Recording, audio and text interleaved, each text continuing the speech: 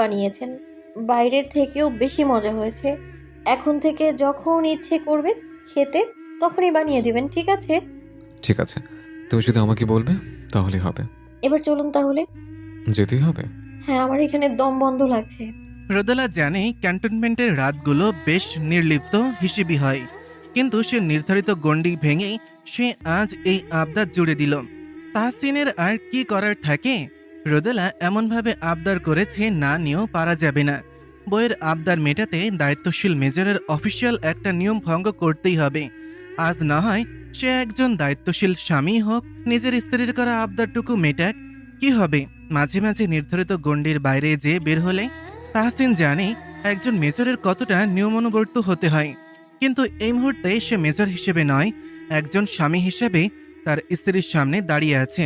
অতএব স্ত্রীর আবদার পূরণ করাই এখন তার দায়িত্ব। পরে যা হবে দেখা যাবে। তাহসিন আর না ভেবে বলল। ঠিক আছে, চলো।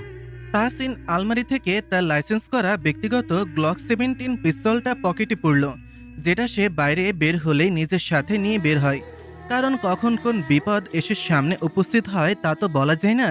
সেফটির জন্য সে এটা নিজের সাথে বহন করে। রাত প্রায় 12টা। তাহসিন তার ডিউটি অফ ড্রাইভারকে বলে কালো রঙা গাড়িটা নিয়ে বের হয়েছে। এই গাড়িটা তাকে ব্যক্তিগত কাজের জন্য দেওয়া হয়েছিল। মাঝে মাঝে ছদ্মবেশে যখন অপারেশনে যায় তখন এটার প্রয়োজন পড়ে। তবে তার সাথে তার ড্রাইভার সাকিব থাকে। সাকিব সবসময় তটস্থ থাকে তাহসিনের আদেশে। তাহসিন যখন সাকিবের থেকে গাড়ির চাবি আনতে গেল তখন সাকিব বলল, স্যার, আপনি একা কোথায় যাবেন? আমিও যাব আপনার সাথে, এত রাতের বিপদ হতে পারে। তাহসিন হাসল। ছেলেটা সবসময় তার সাথে থাকতে চায়। তাহসিনের বিপদে সেই আগে বিপদের সামনে ঢাল হয়ে দাঁড়াতে চায়। তাহসিনের সকল গুরুত্বপূর্ণ মিশন সম্পর্কে এই ছেলেটা অবগত থাকে। বলা চলে সাকিব তার বিশ্বস্ত ড্রাইভার। তাহসিন বলল, চিন্তা করো না সাকিব, তোমার ভাবিকে নিয়ে শহরটা ঘুরে আনি, একটু হাওয়া বাতাস খাইয়ে মনটা প্রফুল্ল করে আনি। কিন্তু স্যার, এত রাতে বের হওয়াটা কি ঠিক হবে কোনো বিপদ হলে? চিন্তা করো না, কিচ্ছু হবে না, আসছে। সাকিবের থেকে বিদায় নিয়ে গাড়ি নিয়ে গেট পেরিয়ে বের হয়ে গেল। রোদেলা তো বেশ খুশি। এই প্রথমবারের মতো সে তাহসিনের সাথে গাড়িতে করে ঘুরতে বেরিয়েছে। ক্যাম্পের সীমানা পেরিয়ে তাহসিন দক্ষ হাতে চট্টগ্রামের পাহাড়ি আঁকাবাঁকা রাস্তা দিয়ে দিব্যি ড্রাইভ করে যাচ্ছে। তাহসিন ড্রাইভ করতে করতেই বলল, কি ম্যাডাম, এবার খুশি তো? হুম, এতদিনে যেন প্রাণ ভরে শ্বাস নিতে পারছি। এখন অনেক শান্তি লাগছে। এখানে একা একা থাকতে থাকতে এমনটা লাগে। আমার মনে হয় তোমাকে বাসায় পাঠিয়ে দেওয়া উচিত। না, আমি বাসায় যাব না। আপনি আমার অভ্যাস হয়ে গিয়েছেন। আপনাকে না দেখলে শান্তি লাগে না আমার। রাতে আপনার বুকে মাথা রাখা ছাড়া ঘুম আসে না আমার। কিভাবে থাকবো আমি আপনাকে ছাড়া? আমার হচ্ছে বড্ড কষ্ট হবে তোমাকে ছাড়া থাকতে, সেজন্যই তো তোমাকে বাসায় রেখে আসতে পারছি না। যদিও এই সময়টা তোমার বাসায় থাকা উচিত, অন্তত বাসায় সারাক্ষণ মাকে পাবে, কথা বলার মানুষ পেলে। কিন্তু আপনাকে ছাড়া থাকবো কি করে আমি? তাছাড়াও তো ক্লাস আছে আমার। আমার বোর্ড এক্সাম সামনে। আপনি কি করে এসব বলছেন, হ্যাঁ? অমনি এখন ক্লাস এক্সাম সবটা কথা মনে পড়ে গেল। নাচের বাহানা অমনি মাথায় এসে পড়লো, তাই না? আচ্ছা শুনুন না, এই সাবজেক্ট এখন বাদ। আমি আপনাকে ছাড়া কোথাও যাবো না, এটাই ফাইনাল। এ বিষয়ে যেন আর একটা কথাও না শুনি মাহমুদ সাহেব, নয়তো কিন্তু আমি রাগ করবো। রাগ করতে হবে না, আর বলবো না, এখানে থেকে যাও। কিন্তু আজ যে আবদার করলে সেটা আর করো না। প্রতিনিয়ত অফিসিয়াল রুলস ব্রেক করা পসিবল না। ঠিক আছে, আচ্ছা শুনুন না। বলুন না। আপনার কি বাবু বেশি পছন্দ, ছেলে নাকি মেয়ে? দুটোই। আপনার ছেলে সন্তান হলে বেশি খুশি হবে নাকি মেয়ে সন্তান? মাইমুন, আমার তেমন কোনো ইচ্ছা নেই। যে আসুক আমি খুশি মনে তাকে গ্রহণ করে নেব। আমি শুধু চাই যে আসুক যেন সুস্থভাবে আসুক। আল্লাহ যা দিবেন তাতেই শুক্রিয়া। আচ্ছা, আমাদের যদি ছেলে বাবু হয় তাহলে কি নাম রাখবেন? আর যদি মেয়ে হয় তাহলে কি নাম রাখবেন? সেটা তো এখনো ভাবিনি। এক্ষুনি ভাবুন, আর এক্ষুনি বলুন প্লিজ প্লিজ। ওকে ওকে, একটু সময় তো ভাবার। ঠিক আছে, দিলাম। তুমি কোনো নাম ভেবে রেখেছো? আমি চাই নাম আপনি রাখুন, তাই কোনো নামই ভাবিনি। তাহসিন কিছুক্ষণ ভাবল। এরপর রোদেলার কানে ফিসফিস করে বলল নামগুলো। জানো মাইমুন, আমার ভাবতে অবাক লাগে, আর কিছু মাস বাদেই আমাদের সন্তান আমাদের ভালোবাসার প্রতীক হয়ে পৃথিবীতে আগমন করবে। সত্যি অবাক লাগে। হুম, আমারও। জানেন মাহমুদ সাহেব, আমি চাই আমাদের সন্তান যেন আপনার মতোই এক সৎ, আদর্শবান আর সাহসী হয়। আর আমি চাইবো তাদের মায়ের মতো মিষ্টি ভালো মনের অধিকারী হয়। তাহলে তাই হবে। আমরা দুজন মিলে তাদেরকে আমাদের মতোই গড়ে তুলবো। আর তাদের দাদা দাদি তো আছেনই, তাদের কাছ থেকে আদর্শ শিক্ষা পেয়েই আমাদের সন্তান বেড়ে উঠুক। নিশ্চয়ই। জানালার গ্লাস থাকায় জানালা দিয়ে শোঁ শোঁ করে বাতাস আসছে, যা তাহসিন আর রোদেলার শরীর হিম ধরিয়ে দিচ্ছে।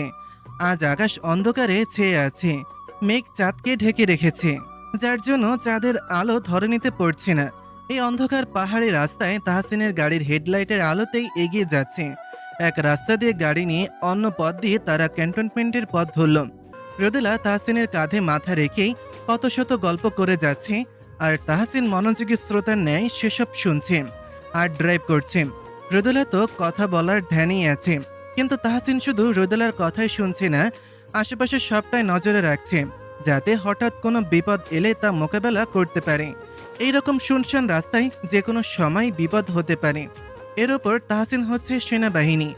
এই পদে এসে কত শত শত্রু হয়েছে তার, কখন যে কে আক্রমণ করে বলা তো যায় না। তাহসিন মনে মনে বেশ দোয়া করছে যেন রোদেলার সামনে কোনো বিপদে পড়তে না হয়, কারণ তাহসিন এসব অভ্যস্ত হলেও রোদেলা কখনো নিজের চোখে এসবের সাক্ষী হয়নি। এর উপর এখন ওর এই অবস্থা, রোদেলা ভয় পাবে এসবে। তা সে চাইছে না এরকম কিছু ঘটুক যেটাতে রোদেলা ভয় পাবে। কিন্তু কথায় আছে না, যেখানে বাঘের ভয় সেখানেই সন্ধে হয়। তাহসিনের ভয়টাই সত্যি হয়ে গেল। তাহসিন গাড়ির মিররে খেয়াল করলো ওদের অনেকটা পেছনে দুইটা বাইক আসছে। তাহসিনের মস্তিষ্ক সতর্ক করলো, কারণ এই রাস্তাটা এই সময় বাইক আসার তো কোনো কথাই না। তাহসিন ভালো করে খেয়াল করে দেখলো বাইক দুইটা দ্রুত গতিতে ওদের গাড়ির দিকে ছুটে আসছে। এবার তাহসিনের সন্দেহ যেন সত্যি হয়ে গেল। তাহসিন একবার রোদেলার দিকে আর চোখে তাকালো। রোদেলা এখনো সমানে কথা বলে যাচ্ছে। তাহসিন জানালার কাজ তুলে দিল, অতঃপর রোদেলার উদ্দেশ্যে বলল, আমাকে শক্ত করে ধরে বসো। কেন? আমার তো সিট বেল্ট বাঁধাই আছে। যেটা বলেছি সেটা করো। গাড়ি এখন হাই স্পিডে চালাবো। কেন? কোনো প্রশ্ন নয়, চুপ করে থাকো, আর যেটা বলেছি সেটা করো। রোদেলা মুখ ফুলিয়ে তাহসিনের বাহু শক্ত করে চেপে ধরল। তাহসিন হাই স্পিড তুলে ড্রাইভ করতে থাকলো। পাহাড়ি রাস্তায় এইভাবে গাড়ি চালালে যে কোনো সময় বিপদ হতে পারে, কিন্তু আপাতত কিছুই করার নেই। তাহসিন দক্ষতার সাথে স্পিড হাই তুলে সাই সাই করে গাড়ি নিয়ে ছুটল। কিছুক্ষণের মাথাতেই পেছনে ধাওয়া করা বাইক দুইটা সামনে থেকে এসে গুলি ছুটতে লাগলো। তাহসিন আঁকাবাঁকাভাবে গাড়ি চালানোতে গুলি তাদের গাড়িতে কিংবা লাগলো না। গুলির বিকট শব্দ পেয়ে রোদেলা আটকে উঠে পিছু ফিরতে নিলে তাহসিন বলে, মাইমুন পেছনে ফিরো না, মাথা নিচু করে রাখো। দের শুটিং, গেট ডাউন প্লিজ। এমনটা কেন হচ্ছে মেজর? আমার ভয় লাগছে। আমি আছি না, ভয় কিসের? কিচ্ছু হতে দেবো না, মাথা তুলবে না। তাহসিন নিজের পকেট থেকে পিস্তল বের করে সেও চলন্ত গাড়ি থেকে গুলি ছুটতে থাকলো। এক হাতে ড্রাইভ করছে, অন্য হাতে দক্ষতার সাথে গুলি ছুটছে। এই জন্য এক প্রকার চলন্ত যুদ্ধ হচ্ছে। ধাওয়া পাল্টা ধাওয়ায় সামনে মনে হচ্ছে। একসময় গুলি এসে তাহসিনের গাড়ির পেছনের কাচে লেগে কাচ টুকরো টুকরো হয়ে যায়। তাহসিন হুট করে ব্রেক করে। রোদেলা এখনো নিচু হয়েই তাহসিনকে ধরে আছে। গুলি এক একটা বিকট আওয়াজে তার অন্তরাত্মা কেঁপে উঠছে। হুট করে গাড়ি থামানোতে রোদেলা তাহসিনের দিকে এক পলক তাকিয়ে তাহসিনের দৃষ্টি লক্ষ্য করে মাথা হালকা উঁচু করে সামনে তাকিয়ে দেখে সামনে আরো দুইটা বাইক, পেছনে আরো দুইটা। এখন ওদের গাড়ির পেছনে আরো দুইটা বাইক। মোট কথা দুই দিক দিয়েই ওদেরকে ঘিরে ফেলেছে। রোদেলা ভয়ে তাহসিনের হাত শক্ত করে চেপে ধরল। চোখ ফুঁড়ে অশ্রু বেরোচ্ছে। মনে মনে আল্লাহকে ডাকতে লাগলো। যখন ওদের গাড়ি দুই দিক থেকেই ঘিরে ফেললো, তখন তাহসিন চট করে কিছু একটা ভেবে নিল। এরপর গাড়ি স্টার্ট দিয়ে হাই স্পিড তুলে ডান দিকের চাকা জঙ্গলের রাস্তায় ধরল। ঘটনাটা এত তাড়াতাড়ি ঘটল যে আক্রমণকারীরা বুঝে উঠতে পারল না। আর যখন বুঝতে পারল, তখন চারটে বাইক তাহসিনের গাড়ির পেছনে ছুটল আর অনবরত গুলি ছুটতে লাগলো। তাহসিন এত বিপদ দেখে ওদের সেনাবাহিনীর টিমকে জানালো আর লোকেশন বলে দিল। যেভাবে ওরা গুলি ছুটছে, এভাবে গুলি ছুটতে থাকলে যে কোনো সময় বিপদ ঘটতে পারে। এই অতর্কিত হামলায় তাহসিনের কপালে ঘাম জমেছে। নিজেকে নিয়ে চিন্তা নেই, কিন্তু তার রোদেলাকে নিয়ে চিন্তা হচ্ছে। এসবে মেয়েটা কেমন ভয়ে গুটিয়ে গিয়েছে। তাহসিন জঙ্গলের পথ ধরেই গাড়ি নিয়ে আঁকাবাঁকা ছুটতে লাগলো। হঠাৎ সে গাড়ি থামাতেই পেছনের বাইকগুলো থেমে গেল। তাহসিন রোদেলাকে বলল, শোনো, বাম থেকে একটু এগোলে একটা পরিত্যক্ত বাড়ি দেখতে পাবে, সেখানে যে আশ্রয় নাও, আমি এদের সামনে আসছে। আমি আপনাকে এই বিপদের মধ্যে রেখে যেতে পারবো না। একটা থাপ্পড় মারবো বেয়াদব। যেটা বলেছি সেটা করো, যাও, এটা আমার আদেশ। হাতে বেশি সময় নেই, কুইক। তাহসিন গাড়ি থামানোতে বাইকে থাকা ওরা বুঝতে পারছে না কেন এভাবে গাড়ি থামালো। তাহসিন কি করতে চাইছে সেটাই বোঝার চেষ্টা করছে। তবে মেজর কি তাদের কাছে স্যালেন্ডার করে নেবে? তারা তাহসিনের গাড়ি বরাবর পিস্তল তাক করে রেখেছে, যেন তাহসিন গাড়ি থেকে বেরোলেই তাহসিনকে মেরে দিতে পারে। এইদিকে তাহসিনের ধমক খেয়ে রোদেলা গাড়ি থেকে নামলো। যেহেতু রাস্তার কোল ঘেঁষে জঙ্গল বয়ে গিয়েছে, এর উপর চারপাশে অন্ধকারে ছেয়ে রয়েছে, তাই গাড়ির এপাশে জানালাটা খোলা হয়েছে, সেটা ওরা বুঝতে পারেনি। রোদেলা গাড়ি থেকে নেমেও পিছু ফিরে তাকালে তাহসিন ইশারা করলো যেতে। রোদেলা কান্না করতে করতেই পরিত্যক্ত বাড়িটার দিকে ছুট লাগালো। রোদেলা যাওয়ার পরেই তাহসিন গাড়ির দরজা খুলে 2 হাত উঁচু করে বের হলো। আক্রমণকারীরা খুশি হয়ে গেল। মেজর তাদের কাছে স্যালেন্ডার করেছে, এর থেকে লজ্জার কিছু আছে? ওরা নিজেদের পিস্তল নামিয়ে 4 বাইক থেকে 2 জন করে মোট 8 জন নেমে এলো। আর ওদের এই বোকামিটাই তাহসিন কাজে লাগালো। পকেট থেকে লোড করা পিস্তল নিয়ে ওদের দিকে গুলি ছুটতে লাগলো। ঘটনাস্থলে 4 জন মারা গেল, আর বাকি 4 জন তাহসিনের দিকে গুলি ছুড়লে তাহসিন গাড়ির সামনে এসে বসে পড়ে, আর বাকি 4 আক্রমণকারী পাহাড়ের পাশের উঁচু টিলায় আশ্রয় নেয়, সেখান থেকে গুলি ছোড়ে।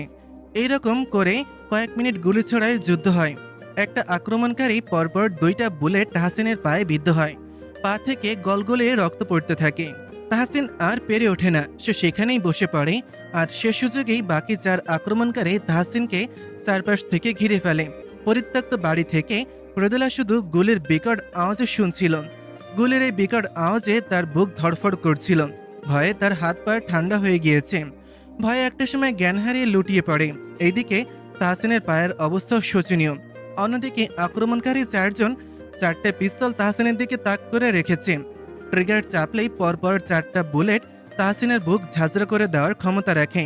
তারা কাউন্ট করা শুরু করে দিয়েছে। কাউন্ট শেষে বিকট গুলির শব্দে পাহাড়ি এই জঙ্গল ভয়ানক অবস্থায় যেন ধারণ করেছে। এই নিস্তব্ধ পাহাড়ে এখন গুলির শব্দ ছাড়া আর কিছু শোনা গেল না।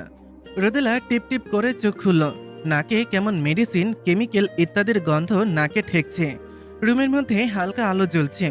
এই আলোতে সে নিজেকে হসপিটালে আবিষ্কার করলো। আশেপাশে তাকিয়ে দেখলো রুমটা পুরোটাই ফাঁকা। রোদেলা নিজেকে ধাতস্থ করে তখনকার ঘটনা মনে করার চেষ্টা করলো।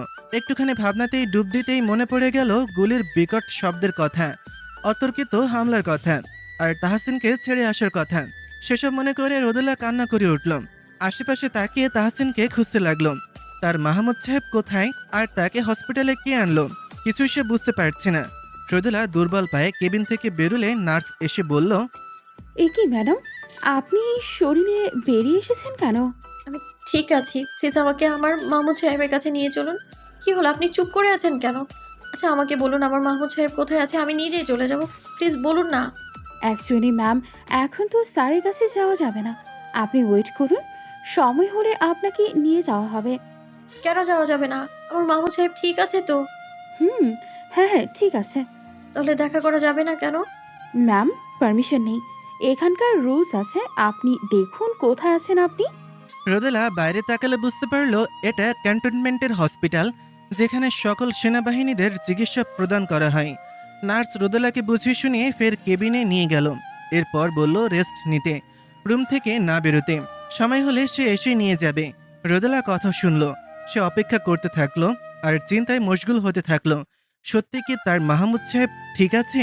যেমনটা সুস্থ তার মাহমুদ সাহেবকে রেখে এসেছিল তেমনটাই আছে তো? যদি থাকতো তাহলে কেন তার মাহমুদ সাহেব ওই রুমটাই তাকে একা ফেলে গেল? মেজর তাহসিন, গত রাতে আপনার বাইরে যাওয়া কি অনুমোদিত ছিল? কর্নেল ওসমান তাহসিনের উদ্দেশ্যে কথাটা বললেন। তাহসিন বেডে অসাড় হয়ে বসে মাথা নিচু করেই বলল, নো স্যার। আপনার মতো দায়িত্বশীল মেজরের থেকে এমন অবিবেচক সিদ্ধান্ত মোটেও আশা করিনি তাহসিন। Sorry sir. কিসের সরি? আপনি ভাবতে পারছেন সঠিক সময়ে আপনার টিম সেখানে না পৌঁছালে কি হতে পারত? আপনার স্ত্রী আপনার সাথে ছিল, দুজনেরই ভয়াবহ বিপদ হতে পারত। এমন বোকামিটা কি করে করলেন আপনি? আপনি একজন দায়িত্ববান মেজর, আপনার থেকে এটা আশা করা যায় না তাহসিন। কর্নেল ওসমান গটগট পায়ে হেঁটে রুম থেকে বেরিয়ে গেলেন। কর্নেল যাওয়ার পর তাহসিন ফোঁস করে শ্বাস ছাড়ল। আসলে কত বড় বিপদ হতে পারত, তার আরো সতর্ক থাকা উচিত ছিল। চোখ বন্ধ করে কপালে হাত ঠেকিয়ে রাখল। তখনকার কথা সে ভাবল, যখন চারপাশ থেকে ওকে ঘিরে রেখেছে, 4টা পিস্তল তার মাথায় ঠেকিয়ে কাউন্ট করা হচ্ছিল, তখন তাহসিন চোখ বন্ধ করে নেয়। সে ভেবেছিল সেইখানেই হয়তোবা তার পথ চলার সমাপ্তি ঘটবে। চোখ বন্ধ করে রোদেলার কান্নামাখা চেহারাটা মনে করল তার আগত সন্তানের কথা, মনে করল তার বাবা মায়ের কথা। আর হয়তো তাদের কারোর সাথেই দেখা হবে না। মৃত্যুর দোরগোড়ায় সে এসে পৌঁছেছে। কিছু সেকেন্ডের মাথাতেই হয়তো সে শেষ হয়ে যাবে। সে যখন চোখ বন্ধ করে মৃত্যুর প্রহর গুনছিল, ঠিক সে সময় পরপর অনেকগুলো গুলির আওয়াজ পাওয়া যায়। কিন্তু আশ্চর্যজনক ঘটনা হচ্ছে, গুলির শব্দ পেল অথচ তার কিছু হলো না। উল্টে তার সামনে থাকা কয়েকটা গলার স্বর যেন একসাথে আর্তনাদ করে উঠল। তাহসিন ঝট করে চোখ মিলল আর দেখল ওই চারজন হাত চেপকে চিৎকার করে যাচ্ছে। হাত ফুঁড়ে তাদের অনেক রক্তক্ষরণ হচ্ছে। তাহসিন পাশে তাকাতেই দেখল ওদের রেস্কিউ টিম চলে এসেছে। ওই চারজনকে আগে গ্রেফতার করা হলো। এরপর তাহসিনকে গাড়িতে তুলতে গেলে তাহসিন খোঁড়াতে খোঁড়াতে আগে ওই পরিত্যক্ত বাড়ির ভেতরে গেল। ভেতরে যেয়ে দেখল রোদেলা অচেতন অবস্থায় মেঝেতে পড়ে আছে। তাহসিনের পা থেকেও সমানে রক্তক্ষরণ হচ্ছিল। এই পা নিয়ে খুব কষ্টেই রোদেলাকে কোলে তুলে নিল। খোঁড়াতে খোঁড়াতে গাড়ির কাছে এলো। এদের এই অবস্থা দেখে সকলে ধরাধরি করে ওদের দুজনকে তাহসিনের কালো গাড়িতে তুলল। তাহসিন আর রোদেলা পেছনে বসল। যেহেতু তাহসিন ড্রাইভ করার অবস্থাতে নেই, তাই ড্রাইভ করার জন্য টিম মেম্বারের একজন এসে বসল। তাহসিনের গাড়ি চলতে শুরু করলো। ওদের গাড়ি পেছন পেছন সেনাবাহিনীর গাড়ি যেতে লাগলো। পেছনের সিটে তাহসিন রোদেলাকে বুকে শক্ত করে চেপে ধরে রাখলো।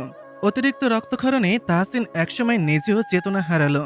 এরপর যখন জ্ঞান ফিরল, তখন নিজেকে ক্যান্টনমেন্টের হসপিটালের এই বেডে আবিষ্কার করলো। গুলিবিদ্ধ পা, তার সাথে ব্যান্ডেজে মোড়ানো। পা নাড়াতে বেশ বেগ পোহাতে হচ্ছে। জ্ঞান ফিরতে দেখল তার রুমের সামনে দুইজন জুনিয়র অফিসার দাঁড়িয়ে। ওদের থেকে জানতে পারল রোদেলা পাশের কেবিনে আছে। তাকে ঘুমের ইঞ্জেকশন পুশ করা হয়েছে, তাই এখনো ঘুমোচ্ছিল। কিছুক্ষণ পরেই তাহসিনের সিনিয়র অফিসার কর্নেল ওসমান ওর কেবিনে আসেন। আর তার সাথেই কথা বলছিল বিধায় নার্স রোদেলাকে তাহসিনের কেবিনে নিয়ে আসেনি। এখন তাহসিনের কেবিনের ভেতরে তার জুনিয়র দুই অফিসার বসে আছে। সাথে আছে তার বিশ্বস্ত ড্রাইভার সাকিব। তাহসিন সাকিবের উদ্দেশ্যে বলল, সাকিব, তোমার ম্যাডামের কেবিনে খবর নাও, তোর ম্যাডাম ঘুম থেকে উঠেছে কিনা। Okay sir.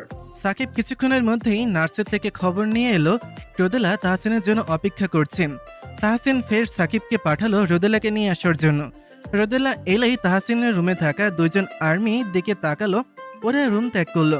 সাকিব রোদেলাকে রুমে দিয়ে সে রুম থেকে চলে যেতে নিলে তাহসিন বলল, সাকিব, বাইরে থেকে দরজাটা লক করে যাও, আর সবাইকে বলো আগামী 2 ঘন্টা রুমের জন্য কেউ না আসে। Okay sir. সাকিব বাইরে থেকে দরজা আটকে দিল। এইদিকে রোদেলা তাহসিনের ব্যান্ডেজ করা পায়ের দিকে তাকিয়ে অশ্রু ফেলছে। সে অনুশোচনায় ভুগছে, তার জন্যই আজ এত কিছু হলো। রোদেলাকে দূরে দাঁড়িয়ে থাকতে দেখে তাহসিন বলল, মাইমুন, কাছে এসো। রোদেলা মাথা তুলে তাহসিনের দিকে একবার তাকালো। অতঃপর গুটি গুটি পায়ে তাহসিনের দিকে এগিয়ে গেল। তাহসিনের কেবিনের বেডটা বড় আছে, দুইজন অনায়াসে শোয়া যাবে। রোদেলা কাছে যেতেই তাহসিন হাত দুইটা দুই দিকে বাড়িয়ে বলল, বুকে এসো মাইমুন, আমার এখন তোমাকে প্রয়োজন। রোদেলা তাহসিনের বুকে যে মাথা রাখলো। তাহসিন দুই হাতে রোদেলাকে আগলে নিল। রোদেলা তাহসিনকে বুকে জড়িয়ে ডুকরে কেঁদে উঠল। তাহসিন রোদেলার চুলে চুমুক খেতে খেতে বলল, কান্না করো না, যা হয়েছে দুঃস্বপ্নে ভেবে সব ভুলে যাও। আমার আমার জন্যই সবটা হলো। আমি যদি অমন আবদার না করতাম তাহলে তো এইসব কিছু হতো না। শ্শ্, কোনো কথা না, এটা আমাদের নিয়তিতে ছিল। তো এটাতে নিজেকে একদম দোষারোপ করবে না। আর এমন অনেক পরিস্থিতির সাথে সাক্ষী হয়েছে আমি, তাই এসব আমার কাছে নতুন না।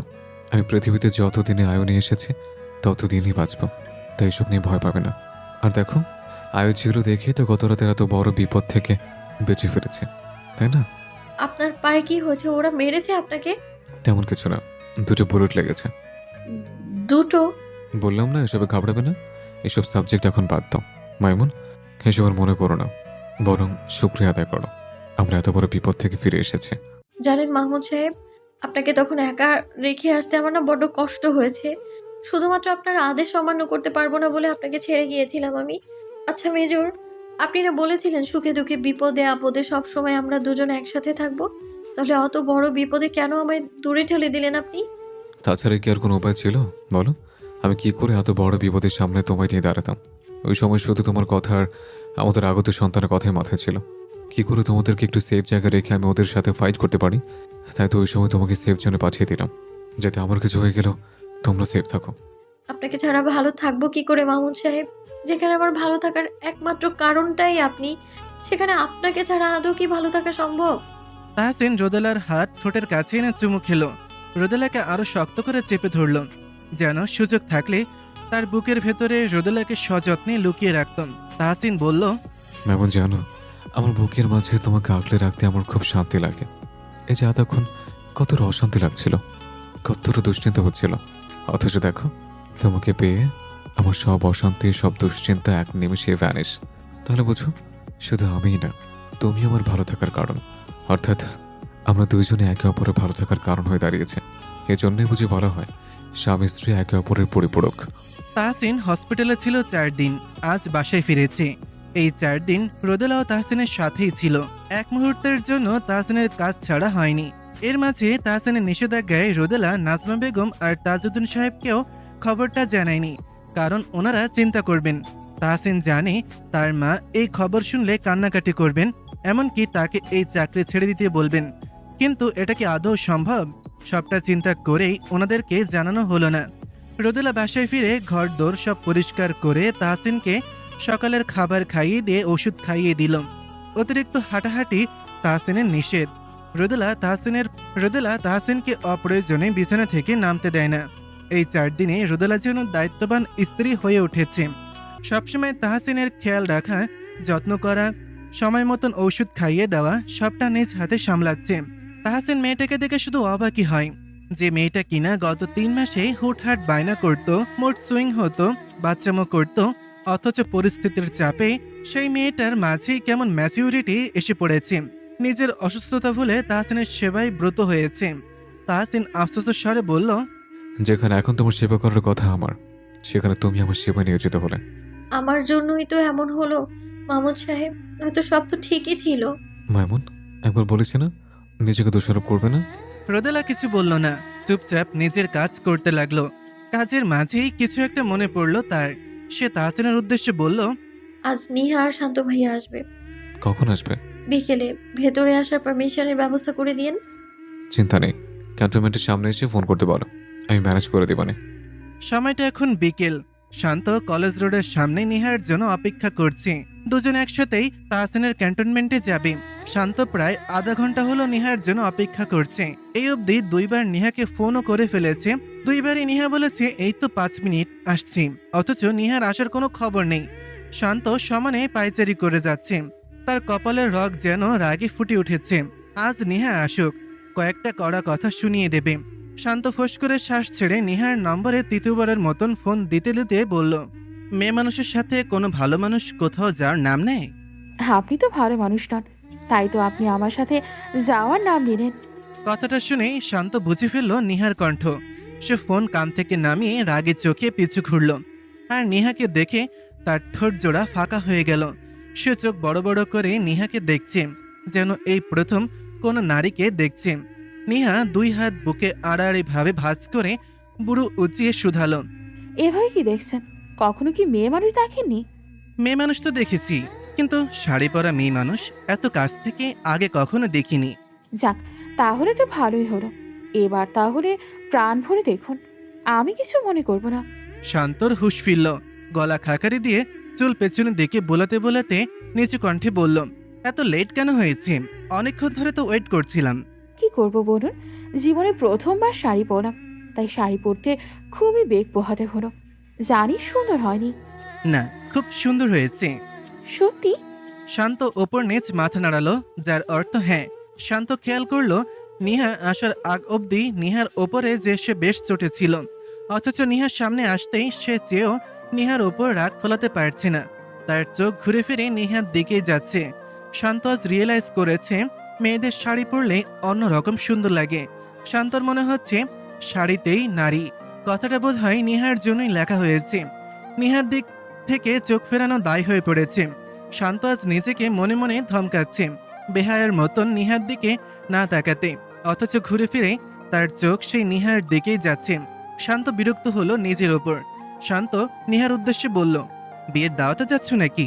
এত সেজেগুজে আসার কোনো প্রয়োজন ছিল? অবশ্যই প্রয়োজন ছিল, কারণ জীবনের প্রথমবারের মতো ক্যান্টনমেন্টে যাচ্ছি। আমার কত শখ ছিল ক্যান্টনমেন্ট ঘুরে দেখার, কিন্তু সে সৌভাগ্য হয়ে ওঠেনি। অবশেষে আজ সে সৌভাগ্য হতে চলেছে, তাই তো শাড়ি পরে এসেছি। পুরো ক্যান্টনমেন্ট ঘুরে দেখব, ছবি তুলবো, অনেক মজা করব। যেভাবে আনন্দে লাফালাফি করছো, যেন ক্যান্টনমেন্টে বিয়ে করতে যাচ্ছ। এতই যখন সব ক্যান্টনমেন্ট ঘুরে দেখায়, তাহলে বাবা মাকে বলে সেনাবাহিনীর কাউকে বিয়ে করে নাও, তাহলে তো শুধু ঘোরাই না, থাকারও সুযোগ পাবে। আপনি কিন্তু এবার বেশি বেশি বকছেন। যাই হোক, শান্ত শোনেন তো, আমাকে কেমন লাগছে? যেমন লাগার তেমনই লাগছে। শেষোক্ত কথাটি নিহার লাজুক হেসে জিজ্ঞাসা করল। শান্ত ভাবলেশীন ভাবে বলল। কথাটা শুনে নিহার ঠোঁট থেকে হাসি সরে গেল। তার আনমনে মন খারাপ এসে ভিড় করল। এত কষ্ট করে তো এই মানুষটার জন্যই সে আজ শাড়ি পরেছে। এই যে কালো রঙের শাড়িতে নিজেকে জড়িয়েছে, শাড়ির সাথে মিলিয়ে কালো চুড়ি, কালো ঝুমকো পরেছে, হালকা প্রসাধনী দিয়ে নিজেকে সাজিয়েছে, যেখানে কিনা নিহা সবসময় নিজেকে এই সব সাজগোজ থেকে দূরে রাখত। এমনকি বড় হওয়ার পরও কখনো সে শাড়ি গায়ে জড়িয়ে দেখেনি। সেই মেয়েটাই আজ প্রথম নিজেকে শাড়িতে জড়িয়েছে, শুধুমাত্র তো এই মানুষটার জন্যই। অথচ এই মানুষটা তার একটু প্রশংসাও করলো না। তবে কি নিহাকে ভালো দেখাচ্ছে না? নিহার মনটাই খারাপ হয়ে গেল। মনে ভিড়ল চাপা রাগ, অভিমান, কষ্ট। অথচ নিহা যদি জানতো শান্তর চোখ নিহার দিক থেকে সরতেই চাইছে না, তার জন্যই শান্ত নিজের ওপর বিরক্ত, তাহলে নিহা কি করত? নিহা খুশিতে কি আত্মহারা হতো না? নিহার মন খারাপ দেখে শান্তর কাছেও খারাপ লাগলো বটে। শান্ত বলল, নিহা, হুম। তোমাকে শাড়িতে আজ খুবই সুন্দর লাগছে। শুধুমাত্র বন্ধু হিসেবে বলছি, অনুভবই নিও না। কথাটা বলেই শান্ত সামনে এগিয়ে গেল রিক্সা আনতে। আর এইদিকে নিহার পৃথিবী যেন দুলছে। শান্ত তার প্রশংসা করেছে। নিহা এই আনন্দ কিভাবে প্রকাশ করবে? নিহার মন চাইছে খুশিতে চিৎকার করে সবাইকে জানাতে, এই, তোমরা শুনেছ? শান্ত ভাই বলেছে। হ্যাঁ, শান্ত ভাই বলেছে আমাকে নাকি শাড়িতে খুবই সুন্দর লাগছে।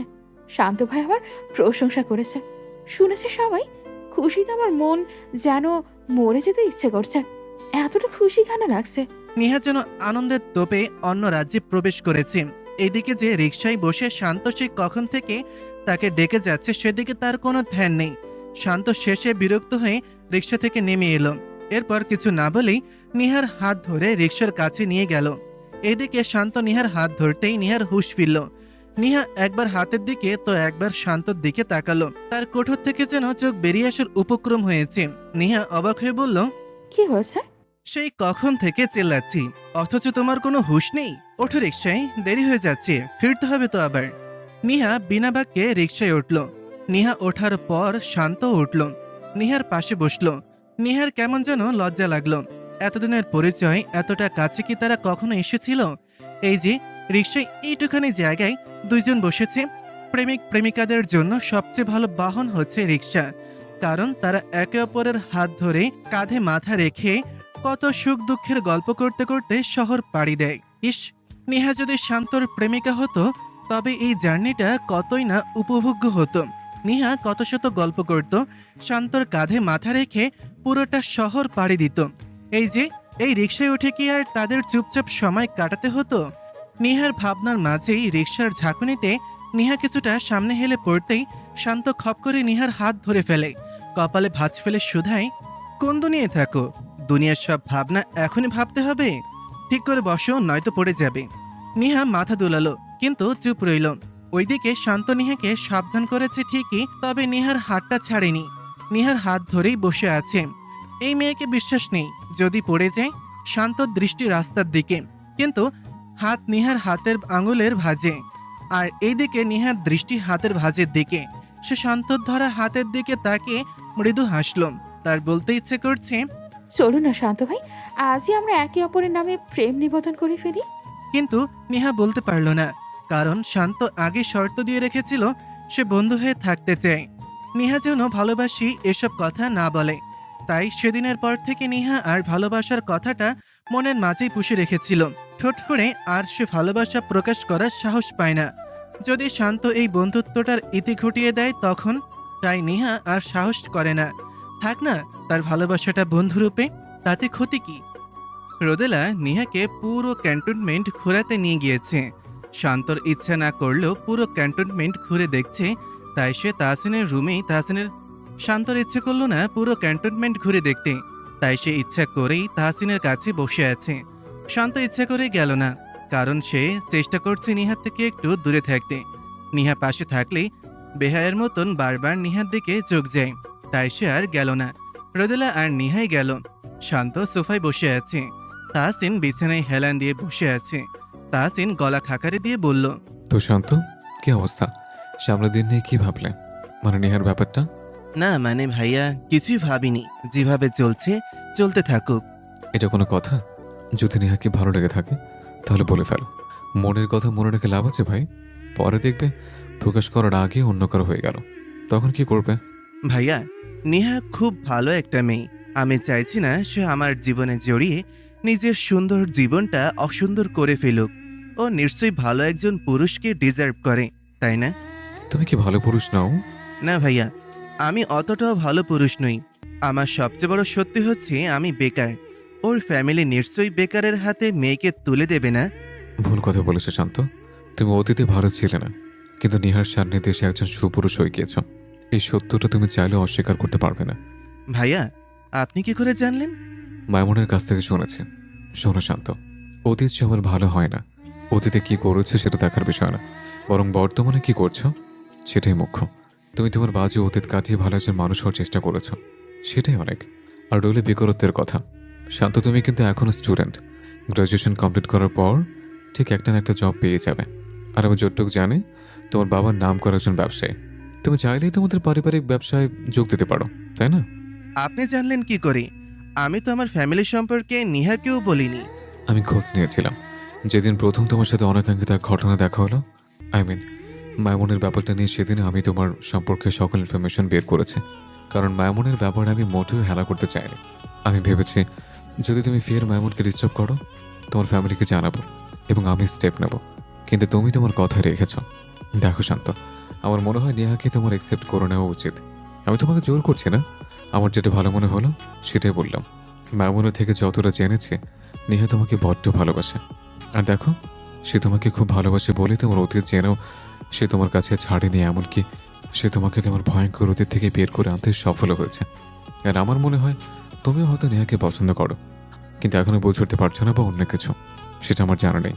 তবে তোমার যেটা ভালো মনে হয় সেটাই করো। তুমি ভাবো, সময় নাও, তবু সঠিক সিদ্ধান্তটাই নাও। নিহা আর শান্ত ক্যান্টনমেন্ট থেকে বিদায় নিল। রোদেলা ওদেরকে সন্ধ্যা নাস্তা না খাইয়ে ছাড়ল না। রোদেলার জোরাজোরিতে ক্যান্টনমেন্ট থেকে ফিরতে ফিরতে সন্ধ্যা গড়ালো। শান্ত ভেবেছে নিহাকে নিহার বাসায় দিয়ে তারপরে সে নিজের বাসার পথ ধরবে। নিহা তো রিক্সাতে উঠে অনেক অনেক গল্প করলো। তার ঠোঁট থেকে যেন হাসি সরছেই না। এই প্রথমবারের মতন ক্যান্টনমেন্ট ঘুরতে পেরে সে বড্ড খুশি। ক্যান্টনমেন্টের কোন পাশে কি আছে না আছে সব গল্পই শান্তকে শোনাতে লাগলো। আর বলতে লাগলো শান্ত না ঘুরে মিস করে ফেলেছে। এইদিকে শান্ত নিহার দিকে মনোযোগী শ্রোতার ন্যায় নীরবে নিহার কথাগুলো শুনে যাচ্ছে। দেখলে কিন্তু সেটাই মনে হবে, তবে শান্ত সেদিকে কোনো ধ্যানই নেই। মাথায় ঘুরছে তাহসিনের কথাগুলো আর চোখে ভাসছে নিহার হাসি। এই দুইয়ের মাঝে শান্ত যেন হাবুডুবু খাচ্ছে। কথা বলতে বলতেই নিহাদের বাসার সামনে এসে পড়ল। নিহা রিক্সা থেকে নেমে শান্তকে অনেক জোর করলো নিহাদের বাসায় আসার জন্য। বাসার সামনে থেকে শান্তকে নিহা ছাড়বে না। নিহা তো শান্তর বন্ধু, তাহলে বন্ধু হিসেবে কি আসতে পারে না? নিহা জোরাজোরিতে শান্ত বাধ্য হলো নিহার বাসায় যেতে। কলিং বেলের আওয়াজ পড়তেই নিহার ভাবি মারিয়া এসে দরজা খুলে দিল। নিহার পাশে শান্তকে দেখে ভ্রু নাচিয়ে ইশারায় জিজ্ঞাসা করলো ছেলেটা কে। ইশারাটা ঠিকই বুঝতে পারলো। সে লাজুক হেসে বলল, ভাবি ও শান্ত আমার ফ্রেন্ড। মারিয়া বুঝে ফেলল শান্ত সম্পর্কে মারিয়া সবটাই অবগত আছে। নিহা একদম প্রথম থেকেই তার ভাবিকে জানিয়েছিল। তার ভাবি মারিয়া আর তার এই এজ গ্যাপটা এতটাও বেশি না, তাই নিহা ফ্রেন্ডের মতো তার ভাবির সাথে সবটা শেয়ার করে। মারিয়াকে দেখে শান্ত ভদ্রতার খাতিরে সালাম দিল। মারিয়া সালামের জবাব নিয়ে বলল, আসুন ভেতরে আসুন। নিহা শান্তকে বাসায় নিয়ে এলো। নিহার মা রান্নাঘর থেকে বেরিয়ে আসতে আসতে মারিয়ার উদ্দেশ্যে শুধালেন, বৌমা, কে এসেছে? নিহা নাকি? হ্যাঁ মা। নিহা রান্নাঘর থেকে এসে নিহার পাশে শান্তকে দেখে বুঝলো নিহার কোনো বন্ধুই। নিহা আগ বাড়িয়ে বলল, মা, এটা আমার ফ্রেন্ড শান্ত। ভালো আছো তো বাবা? শান্ত যেন আবেশে আপ্লুত হয়ে গেল। এমন আদরে করে তার মা ছোটবেলায় তাকে ডাকতুম। এরপর আর কেউ এইভাবে তার সাথে কথা বলেনি। শান্ত মাথা নেড়ে বলল, জি ভালো। তো দাঁড়িয়ে কেন? বসো বাবা। না আন্টি, আমি চলে যাব। চলে যাব মানে কি? মাত্রই তো এলে। আমি তোমাকে রাতের খাবার না খাইয়ে ছাড়ছি না। বসো দেখি। না আন্টি, আমার যেতে হবে, কাজ আছে। মাও মিথ্যে বলছে, কোনো কাজই নেই, লজ্জা পাচ্ছে। আহারে লজ্জাবতী ছেলে কিনা। ইস, ভুল বলে ফেললাম। মেয়েদেরকে লজ্জাবতী বলে, তাহলে ছেলেদের কি বলে? ভাবি, তুমি এটা আনসার জানো? শেষোক্ত কথাটা মারিয়ার উদ্দেশ্যে বলে। মারিয়া ঠোঁট টিপে হেসে ফেলে, অতপর মাথা নাড়ায়, সে জানে না। এদিকে শান্ত নিহাকে চোখ রাঙায়। নিহা সেটাও পাত্তা দেয় না। নিহার মা বললেন, বাবা, আমি তোমার মায়ের মতো, তাই মায়েদের কথা ফেলতে হয় না। বসো তুমি। মা শব্দটাতে শান্ত খুবই দুর্বল। ছোটবেলায় মাকে হারিয়ে ফেলেছে কিনা, তাই তো সে নিহার মায়ের আবদার আর ফেলতে পারল না। নিহার মা ফের রান্নাঘরে গিয়েছেন, ওনার পিছু পিছু মারিয়াও গিয়েছে। নিহার বাবা বড় ভাই দুজনেই কাজে। বাসায় ফিরতে ওনাদের রাত হয়। নিহা শান্তকে বলল। আপনি একটু বসুন, আমি চেঞ্জ করে আসছি। শান্ত সোফায় বসল। নিহা চলে গেল নিজের রুমে। চেঞ্জ করে এসে দেখে এইটুকু সময়ে নিহার মা আর ভাবি শান্তর জন্য বিশাল আয়োজন করেছেন। টেবিল ভর্তি খাবার সাজিয়েছেন। পাশে দাঁড়িয়ে নিহার মা শান্তকে খাবারের বাটি এগিয়ে দিচ্ছে। এদিকে শান্ত বেচারা নাজেহাল অবস্থা। কিছুক্ষণ আগেই রোদেলাদের বাসা থেকে সন্ধ্যার খাবার খেয়ে বের হয়ে এসেছে, এখন আবার রাতের এত খাবার। শান্ত নাকানে চুবানি অবস্থা দেখে নিহার হাসি পাচ্ছে। আহারে বেচারা। সন্ধ্যার খাবার দাবার শেষে নিহা শান্তকে নিজের রুম ঘুরিয়ে আনলো। অতপর ফের হল রুমে এলো। নিহার ভাবি অ্যালবাম নিয়ে বসেছে।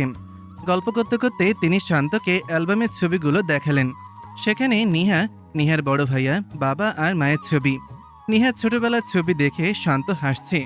ছোটবেলায় নিহা বেশ রোগাসোগা ছিল। আবার এমন কিছু ছবি আছে নিহা ফ্রক পরা, চুল এলোমেলো, এমন সময় ছবি উঠানো। শান্ত সেসব দেখেই নিহাকে রাগাতেও ছাড়ল না। বলল নিহাকে নাকি ওর বাবা মা কুড়িয়ে পেয়েছে। শান্তর কথা শুনে নিহা মুখ ফোলালো। এরকম করেই ওদের সন্ধ্যাটা কাটল। শান্তকে সত্যি রাতের খাবার খাওয়ানো ছাড়া যেতে দেওয়া হলো না। রাত হতেই নিহার বাবা ভাই দুজনের কাজ শেষ করে বাসায় ফিরেন। নিহার বড় ভাইও খুব মিশুক স্বভাবের, তার বাবা একটুখানি গম্ভীর। রাতের খাবার খেয়ে অতপর শান্ত বিদায় নিল। তবে শান্ত ওদের বাসায় দারুণ সময় কাটালো। এতগুলো বছর পর মায়ের মতন করেই কারো স্নেহ পেয়ে শান্ত খুবই আপ্লুত হয়েছে। তখন রাত। তাহসিন ডিবানে বসে ল্যাপটপে কিছু ফাইল দেখছে। এইদিকে রোদেলা বিছানা ঝাড়তে ঝাড়তে গুনগুন করে উঠল।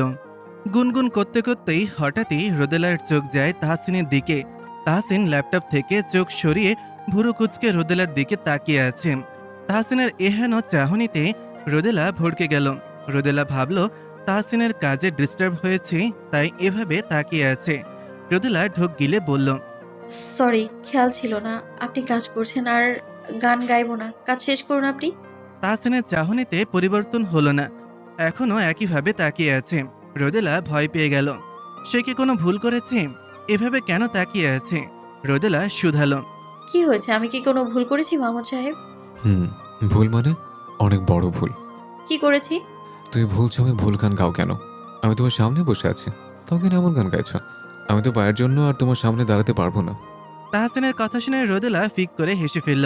এই অকারণে তাহসিন এইভাবে তাকিয়েছিল। রোদেলা ফস করে শ্বাস ছেড়ে মাথা দুই দিকে দোলাতে দোলাতে বলল, আপনিও না পারেন বটে। আমি তো আপনার চাহনি দেখে ভেবেছি কাউকে খুন করে ফেলেছি বোধ হয়, তাই এমন চাহনি নিক্ষেপ করে আছেন। শুধুমাত্র পায়ের জোরে হতে বেঁচে গেলে হয়তো আজ আমিও ভালোবেসে তোমাকে ঠিক শান্ত করে দিতাম। আমিও দেখতে চাই মায়ের মনে কতটা ভালোবাসা জন্মেছে, যার জন্য এরকম আফসোস মার্কা গান গাইতে হচ্ছে। অসভ্য লোক একটা। হ্যাঁ, আমি অসভ্য। আর আপনি যে এরকম গানের মাধ্যমে নিজের মনের বেদনাটা বোঝান, সেটা কিছু না। তাহসিনের কথা শুনে রোদেলা হাঁ করে চেয়ে রইল। সে তো এমনি এই গানটা গাইছিল, আর লোকটা কোথা থেকে কোথায় নিয়ে গেল? তাহসিন বলল, চেয়ে না থেকে কাছে এসো তো দেখি। আপনার কাছে যাব না আমি। আপনি বদলোক, অশুভ লোক, উল্টাপাল্টা বুঝেন সবসময়। আচ্ছা, তাই নাকি? তো এই অসভ্য লোকটার বুকে মাথা রাখা ছাড়া ভালোই সভ্য মহিলাটার ঘুম আসবে তো? একদম ঠিক জায়গাতে সূক্ষ্ম খোঁচাটা দিয়ে ফেলল। রোদেলা এখন ভাবছে কি করবে। তাহসিন বলল, তুমি আসবে নাকি আমি উঠে আসবো? আপনি কেন আসবেন? আমি আসছি। এই তো, গুড গার্ল। লাইট অফ করে এসো। কেন লাইট অফ করব কেন? আপনি বিছানায় এসে ঘুমান, তারপর লাইট অফ করব? এই জন্য মানুষের ভালো ভাবতে নেই, কারো ভালো ভেবেই কথাটা বললাম। ঠিক আছে, কেউ যদি শুনলো না তাহলে আর কি করার? বড় লজ্জা বলে আমি কিন্তু কিচ্ছু জানি না। রোদেলা তাহসিনের কাহিনী আজ করতে চেষ্টা করছে, বাট পারছে না। তাহসিনের কথা অনুযায়ী লাইট অফ করে ডিম লাইট অন করে দিল। ডিম লাইটের আবছা নীলাভ আলোয় তাহসিনের কাছে গেল। তাহসিনের কাছে যেতেই তাহসিন এক ঝটকায় রোদেলাকে ডিভানে ফেলে দিল। দুই হাত দিয়ে রোদেলার দুই পাশে আয়ত্ত করে ফেলল, যেন রোদেলা উঠতে না পারে।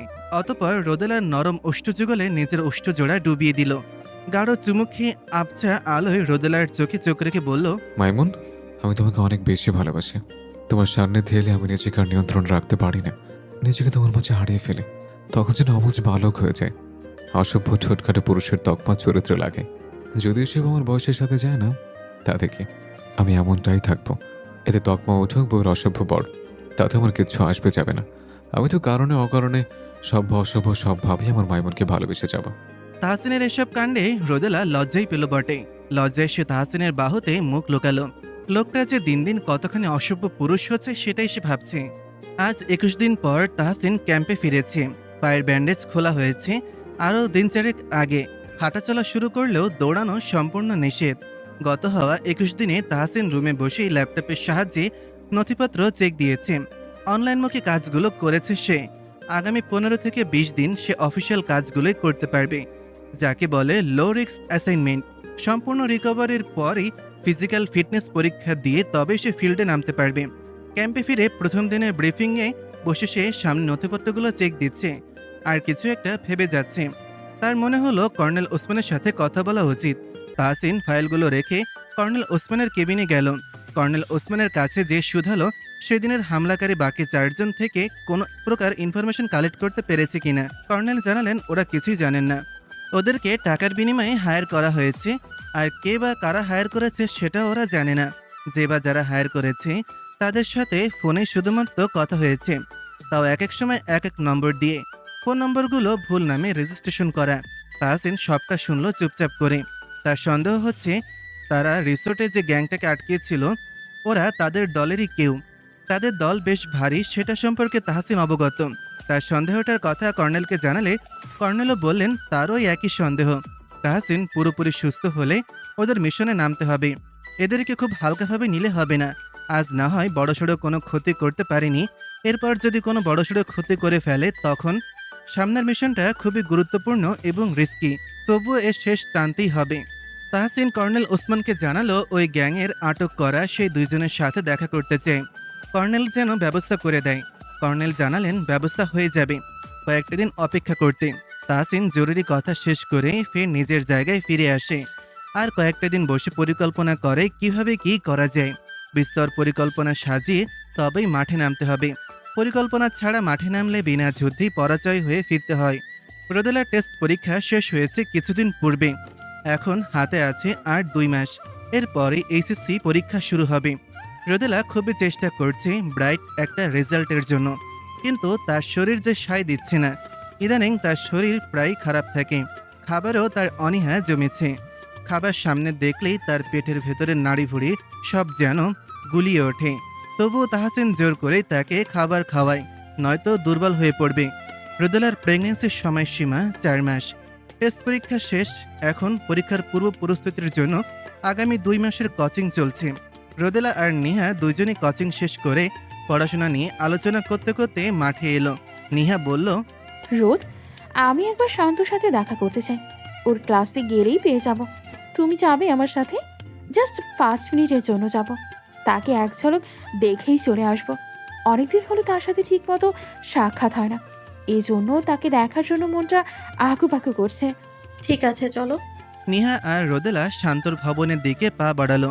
সিঁড়ি পেরিয়ে শান্তর ক্লাসের সামনে আসতেই বিরল এক দৃশ্য দেখে রোদেলা আর নিহা হা করে তাকিয়ে রইল। শান্ত তার ক্লাসের সামনের করিডোরে দাঁড়িয়ে আছে আর তার সামনে হাঁটু গেড়ে একটা মেয়ে বসে ফুল হাতে শান্তকে প্রপোজ করছে। পাশে শান্তর বন্ধুরাও অবাক চোখে সেদিকে তাকিয়ে আছে। মেয়েটা শান্তর দিকে ফুল বাড়িয়ে বলল, I love you, Santo. Please accept me. শান্তর চোখও ছানা বড়া। নিহা ছাড়া যেখানে কোনো মেয়ে সাহস পায়নি শান্তর কাছে ঘেঁষতে, সেখানে এই মেয়ে কোত্থেকে উদয় হলো।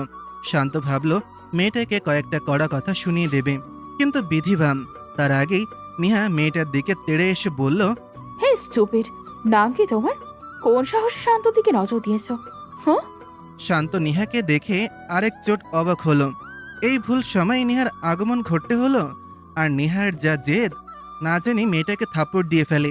ওকে বিশ্বাস নেই, তাই শান্ত নেহার উদ্দেশ্যে বলল, নেহা শান্ত হও। আপনি চুপ করুন। খুব আনন্দ হচ্ছে তাই না?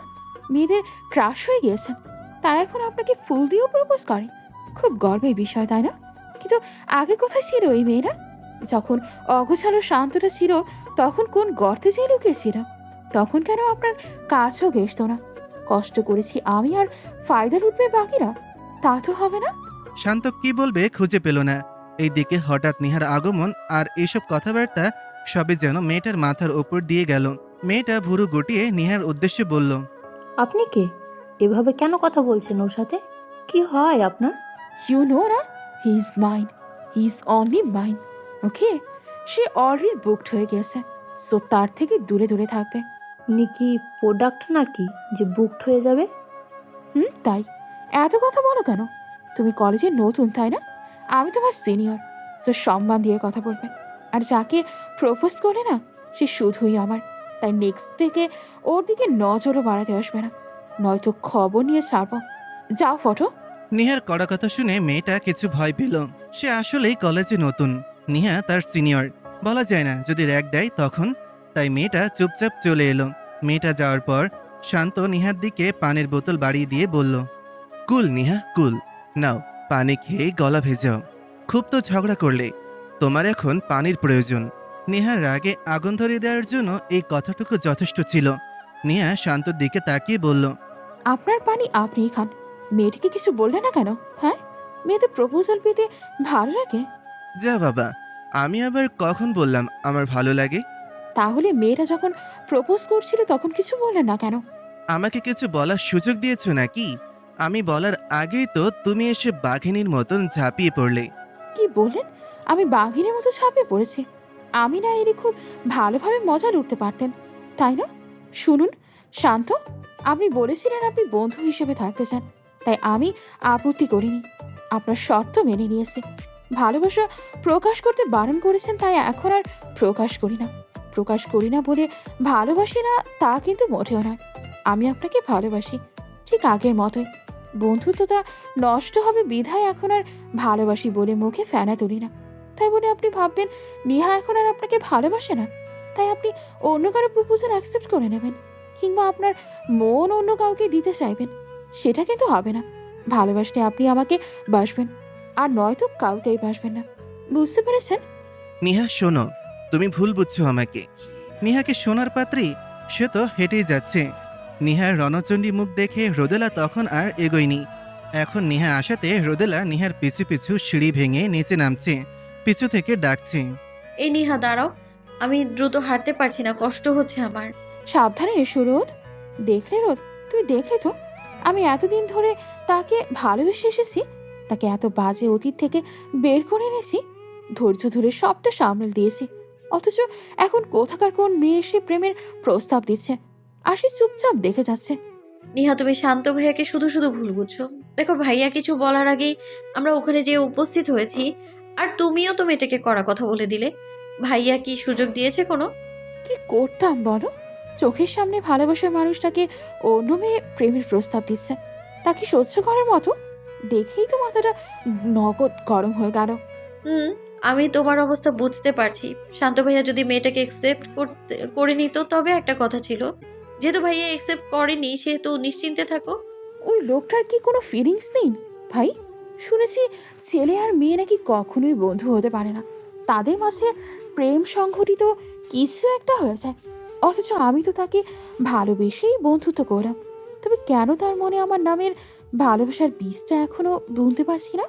ধৈর্য ধরো নিহা, তোমার ভালোবাসা সত্য হয়ে থাকলে শান্ত ভাই একদিন না একদিন ভালোবেসে ঠিকই তোমাকে তার মাঝে খুঁজে নিবে। আর কত ধৈর্য ধরবো? আর ঠিক কতটা সময় অপেক্ষা করে সে দিনটা আসবে? জানা নেই নেহা, তবে সুখ অতি নিকটেই ধরা দেবে, মিলিয়ে নিও। রাতে তাহসিন বেশ ক্লান্তিতে বাসায় ফিরল। রোদেলা তখন বিছানায় বসেছিল। তাহসিন ক্লান্তিতে এসে রোদেলার কোলে মাথা রাখলো। ফ্রেশও হলো না। রোদেলা তাহসিনের চেহারা দেখে বুঝে ফেলল তাহসিন যে চিন্তিত। রোদেলা তাহসিনের চুল হাতে বুলাতে বুলাতে নরম কণ্ঠে শুধালো, কি হয়েছে? কি নিয়ে এত চিন্তিত? এমনি, তেমন কিছু না। কাজের চাপ একটু টেন্সড হয়ে আছে। এত টেনশন কিসের? টেনশন করলে নিজের শরীরে ক্ষতি হয়, সেটা জানেন না?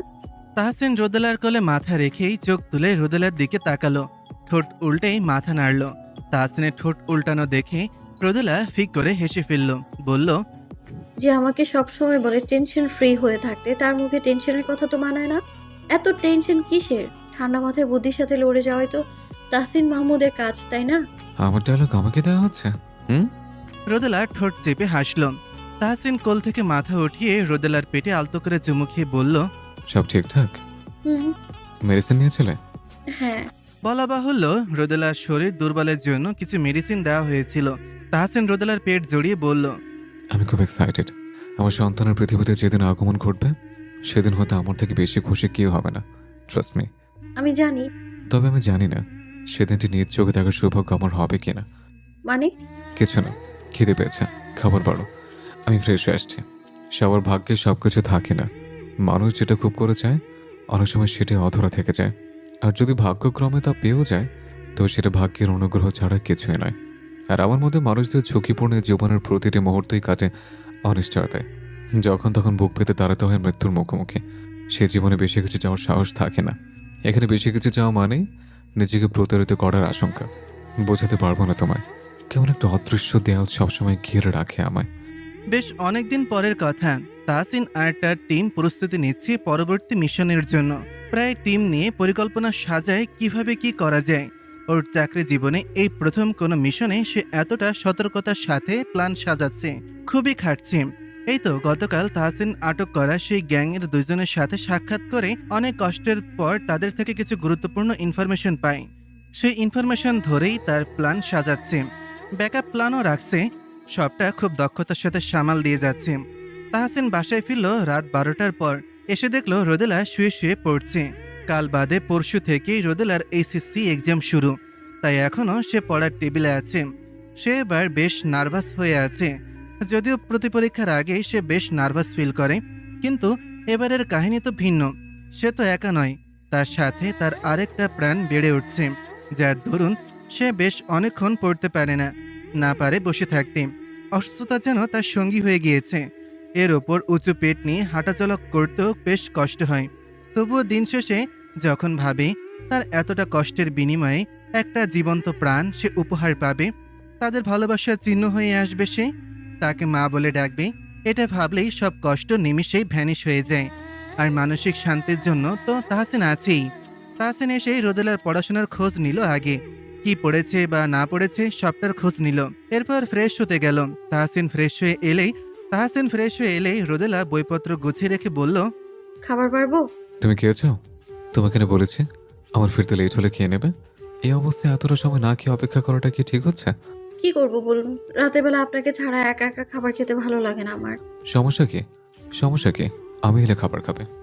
কেন মিছে চিন্তা করছেন? আমি কি এতক্ষণ ধরে না খেয়ে আছি নাকি?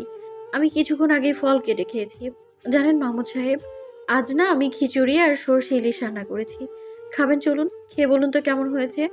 এই, তোমার না 2 দিন বাদে এক্সাম, এখন সব রান্না বান্না করার সময়? হ্যাঁ, আরে আমি পড়েছি তো, আর খিচুড়ি চুলায় বসিয়ে দিয়ে এসে পড়েছি।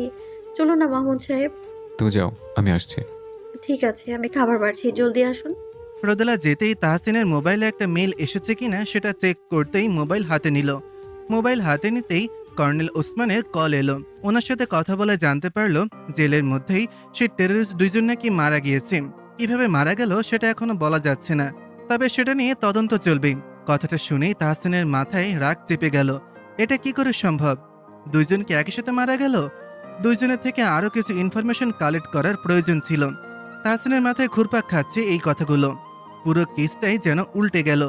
কি লাভ হলো এতদিনের পরিকল্পনা সাজিয়ে? তাহসিন মাথা চেপে ডিভানে বসে পড়ল। রাগে তার সবকিছু ধ্বংস করে দিতে ইচ্ছে করছে। কেসটা যেন আগের থেকেই এখন জটিল হচ্ছে। তাহসিন নিজেরা কিভাবে সামলাবে বুঝে উঠতে পারছে না। এমন সময় রোদেলা রুমে এলো। এসে তাহসিনের সামনে এসে বলল, সে কখন থেকে ডাকছি, শুনছেন না? খাবার বেড়েছি তো, আসুন। এই কি হয়েছে আপনার? খাবার বেড়েছি তো, আসুন। খাবো না আমি, একদম ডিস্টার্ব করবে না। তাহসিনের ধমকে রোদেলা কেঁপে উঠল। তাহসিন হনহন করে রুম থেকে বেরিয়ে গেল। তাহসিন পাশের রুমে গিয়ে সশব্দে দরজা আটকে ফেলল। সে শব্দ রোদেলার পুরো কায়ায় যেন কেঁপে উঠল। এতটা রাগ কি তাহসিন কখনই দেখিয়েছে? কি হলো হঠাৎ? সবই তো ঠিক ছিল। তাহলে রোদেলা ডিভানে চুপচাপ বসে রইল। সে বুঝতে পারছে তাহসিনের কিছু একটা হয়েছে, কিন্তু কি হয়েছে সেটাই বুঝতে পারছে না। রোদেলা ঘটিত কিছু হয়নি সেটা শিওর, তবে সমস্যাটা কোথায় হলো? রোদেলা ডিভানে বসে হাঁটুতে থুতনি ঠেকিয়ে চুপচাপ জানালার বাইরের আকাশের দিকে তাকিয়ে আছে। চোখ ফুঁড়ে নিঃশব্দে অশ্রু গড়িয়ে পড়ছে। তার ছোটবেলা থেকেই অভ্যাস, কেউ তাকে ধমক দিলেই তার কান্না এসে পড়ে। প্রায় অনেকটা সময় এইভাবে কেটে গেল। রোদেলা এবার ডিভান ছেড়ে উঠল, চোখের পানি মুছে পাশের রুমের দিকে পা বাড়ালো। এখনও রুমের দরজা ভেতর থেকে লক করা। রোদেলা বাইরে থেকে নরম কণ্ঠে তাহসিনকে কয়েকবার ডাকলো। কয়েকবার ডাকার পর দরজা খোলার খট করে আওয়াজ হলো। রোদেলা ভেতরে পা রাখতে যাবে, এমন সময় তাহসিন ভেতর থেকে রোদেলাকে জাপটে জড়িয়ে ধরল। তাহসিনের বুকে ঠাঁই পেয়ে রোদেলা শান্তিময় শ্বাস টানল। তাহসিন রোদেলার কপালে গালে পাগলের মতন চুমু খেতে খেতে বলল, মাইমুন, সরি, আমি এক্সট্রিমলি সরি। মাথাটা গরম ছিল বিধায় এমন বিহেভিয়ার করে ফেলেছে। প্লিজ আমাকে মাফ করে দিও। সরি বলতে হবে না, আমি বুঝতে পেরেছি আপনার মাথা গরম হয়ে গিয়েছিল, কিন্তু কেন সেটাই তো বুঝতে পারছি না। মাইমুন, সব এলোমেলো লাগছে, সব কেমন ঘোল পাকিয়ে যাচ্ছে। তাহসিন রোদেলাকে জানালো তার চিন্তিত হবার কারণটা। রোদেলা তাহসিনকে বলল, চিন্তা করবেন না, আল্লাহ ঠিক একটা পথ বের করে দিবেন, আল্লাহ ভরসা। অনেক রাগ করেছেন, এবার খাবেন, চলুন। খেতে ইচ্ছা করছে না, জোর করো না প্লিজ। আমার কিন্তু বড্ড খিদে পেয়েছে, আর আপনি ভালো করেই জানেন আপনি না খেলে আমিও খাবো না। এখন আপনি কি চান আমি না খেয়ে থাকি? তাহসিন চুপ করে রইল। রোদেলা তাহসিনের হাত ধরে টেনে এনে টেবিলে বসালো। এরপর খাবার বেড়ে তাহসিনের মুখের সামনে তুলে ধরল। তাহসিন রোদেলার মুখ পানে তাকিয়ে চুপচাপ খাবারটা মুখে পুরে নিল। মেয়েটা কেমন সাংসারিক হয়ে উঠছে সেটাই তাহসিন দেখছে। আগে তো একটুখানি উচ্চস্বরে কথা বললেই অভিমানে মুখ ফোলাতো, অথচ আজ তাহসিন কতটাই না উঁচু কণ্ঠে ধমক দিয়েছে, রাগ দেখিয়েছে, অথচ মেয়েটা বিন্দু পরিমাণ অভিমান দেখায়নি তার সাথে। তাহসিন এখন অনুশোচনায় তড়পাচ্ছে। খুব কি বেশি প্রয়োজন ছিল রোদেলাকে ওইভাবে বলার? রোদেলা হাতে লেবু পাতা নিয়ে বসলো, সাথে নিল আচার, কারণ মাছের গন্ধ পেলেই সে বমি করে ভাসাবে। তাই এই পন্থা অবলম্বন করলো, যাতে মাছের গন্ধ নাকে যেতেই লেবু পাতা নাকের কাছে ঘষবে, তাহলে আর বমি হবে না। এই ট্রিকটা তার শাশুড়িমা তাকে শিখিয়ে দিয়েছে। আর এই আচারগুলো তার শাশুড়িমাই পাঠিয়েছেন, যেন রোদেলা টক জাতীয় কিছু খেতে ইচ্ছা করলে আচার খেতে পারে। আবার ভাত দিয়ে আচার খাওয়ার জন্য পাঠিয়েছেন, যেন রোদেলা দুমুঠো ভাত গিলতে পারে। খাওয়া দাওয়া শেষ করে ওরা ঘুমাতে গেল। আজ আর তাহসিন রোদেলাকে বুকে টেনে নিল না, উল্টো রোদেলাই তাহসিনকে বুকে জড়িয়ে নিল। তাহসিনের চুলে হাত বুলিয়ে দিতে লাগলো। তাহসিন চোখ বন্ধ করে রাখলেও তার মাথায় অন্য ভাবনা ঘুরছে। কিভাবে এই মিশন সাকসেসফুল হওয়া যায়, কিভাবে প্ল্যান মাফিক এগোনো যায়, এর আগে তো জানা প্রয়োজন। কি করে ওই দুইজন মারা গেল? মাঝের একটা দিন দ্রুতই কেটে গেল। রোদেলার পরীক্ষার প্রথম দিন। তাহসিনই রোদেলাকে তার পরীক্ষা কেন্দ্রে নিয়ে গেল। রোদেলাকে সাহস দিয়ে গেল। তাজউদ্দিন মাহমুদ আর নাজমা বেগম এসেছেন আজ সকালেই। মেয়েটার পরীক্ষা, তার ওপর এই অবস্থা, সব ভেবেই ওনারা চলে এসেছেন। যদিও রোদেলার প্রেগনেন্সির একদম প্রথম দিকে এসে 2 থেকে 3 দিন থেকে গিয়েছিলেন, তবে এবার এসে গেছেন অনেক দিনের জন্য। যাওয়ার সময় রোদেলাকে নিয়েই ফিরবেন। রোদেলার পরীক্ষা শেষ হলেই ভেবেছেন রোদেলাকে সাথে নিয়ে ফিরবেন, ওনার কাছে রেখেই সেবা যত্ন করবেন। প্রথম দিনের পরীক্ষা বিধায় তাহসিন পরীক্ষা কেন্দ্রে নিয়ে গিয়েছে। অন্যদিকে নিহাকেও নিয়ে এসেছিল নিহার বাবা। নিহাও খুব নার্ভাস। রোদেলা আর নিহা দুইজন 2 রুমে পড়েছিল। পরীক্ষা শেষে রোদেলা হল থেকে বেরিয়ে এসে গাছের ছায়া রাখা বেঞ্চিতে বসলো। তার খুব ক্লান্ত লাগছে। কিছু মিনিটের মাথায় নিহাও সেখানে উপস্থিত হয়। নিহা এসে রোদেলার পাশে বসে বলল, এক্সাম কেমন হয়েছে রোদ? আলহামদুলিল্লাহ ভালো। তোমার কেমন হয়েছে? সবকিছু আনসার দিতে পেরেছো? হ্যাঁ দিয়েছি। প্রশ্নটা কিন্তু মোটামুটি হার্ড হয়েছে, তাই না? হ্যাঁ, আর জানো প্রথম দিকে ভালো করে লিখলেও শেষ সময়টাতে এসে শরীর এত খারাপ লাগছিল, পরে তাড়াতাড়ি লিখে বের হলাম। এখানে এসে বসাতে এখন একটু শান্তি লাগছে। নিহা আর রোদেলা কিছুক্ষণ গল্প করলো। দুইজন প্রশ্ন নিয়ে ডিসকাস করলো। এরপর গেট পেরিয়ে বের হতেই শান্তর দেখা মিলল। নিহা তো শান্তকে দেখেই রোদেলার হাত চেপে ধরে বলল, রোদ, আমার চোখ যেন বিশ্বাস হচ্ছে না। আসলে সামনে সে দাঁড়িয়ে। হ্যাঁ সত্যি শান্ত ভাই এসেছেন। এক্সাম কেমন হয়েছে? ভালো হয়েছে। শান্ত রোদেলাকে সালাম দিয়ে কুশলাদি বিনিময় করলো। রোদেলা আশপাশে তাকাতেই দেখলো তার শ্বশুরমশাইয়ের দেখা মিলল। রোদেলা বুঝতে পারলো তার শ্বশুরমশাই তাকে নিতে এসেছে। রোদেলাকে দেখে তাজউদ্দিন সাহেব এগিয়ে এলেন। রোদেলা শান্ত আর নিহাকে ওনার সাথে পরিচয় করিয়ে দিল। রোদেলা তার শ্বশুরের সাথে চলে এলো। অন্যদিকে নিহা আর শান্ত গল্প করতে করতে বাসার পথ ধরল। দেখতে দেখতে রোদেলার পরীক্ষা প্রায় শেষ হয়ে এলো। এইদিকে তাহসিনের মিশনে যাওয়ার সময়ও ঘনিয়ে এলো। রোদেলার পরীক্ষা বাকি আছে আর একটা। তাহসিন মিশনে যাওয়ার সম্পূর্ণ প্রস্তুতি নিয়ে ফেলেছে। আগামীকাল ভোরে সে এবং তার টিম রওনা হবে। ওই দুইজন টেরোরিস্ট স্ট্রোক করে মারা গিয়েছে, রিপোর্টে সেটাই বেরিয়েছে। তবুও তাহসিনের খসখসনিটা যাচ্ছে না। একই দিনে একই সময়ে কি করে দুইটা মানুষ স্ট্রোক করে মারা যেতে পারে? এটা কি সম্ভব? তাহসিনের মাথায় বিষয়টা ঘুরপাক খাচ্ছে। তবুও সামনে মিশনে যেতে হবে বিধায় ব্যাপারটা নিয়ে বেশি ঘাটালো না। সে কর্নেলের কেবিনে গেল, কর্নেলের সাথে কিছু জরুরি কথা বলে অতঃপর বলল, হ্যালো বন্ধুরা, এই গল্পের পরবর্তী পর্ব খুব শীঘ্রই আমাদের চ্যানেলে আপলোড করা হবে। ততক্ষণ আমাদের চ্যানেলের অন্য কোনো গল্প এনজয় করুন। ধন্যবাদ।